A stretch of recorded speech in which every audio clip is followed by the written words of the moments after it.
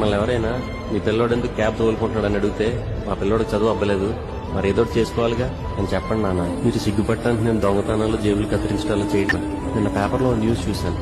ఈ పిల్లలు ఎలా ఉండాలని ఆశిస్తున్నారని పేరెంట్స్ ని క్వశ్చన్ అడిగితే 78% మంది కెనడాలో, 70% మంది యూకేలో ఆనందంగా ఉండాలని అన్నారంట. లైఫ్ లో సెటిల్ అవ్వాలి, డబ్బు బాగా సంపాదించాలి మాత్రం మన దేశంలో పేరెంట్స్ అన్నారంట. అసలు మీరంతా సంపాదనలో ఆనందం చూస్తున్నారు కానీ డబ్బు సంపాదనకి ఆనందానికి సంబంధం ఏడదు నాన్న. ఆనందం డబ్బు సంపాదించడంలో లేదు నాన్న, మనకు నచ్చిన పని చేయడంలో ఉంది. ఇది ఏ సినిమాలో డైలాగు చెప్పండి. ఇప్పుడు మా నాన్న మాట్లాడతారు. ఈ డైలాగులో చెప్పిన ప్రతి విషయం వాస్తవం. ఎందుకంటే చదువుకున్నందుకు జాబ్ మాత్రమే చేయాలంటారు పేరెంట్స్. ఎందుకంటే దానికి రెండే కారణాలు.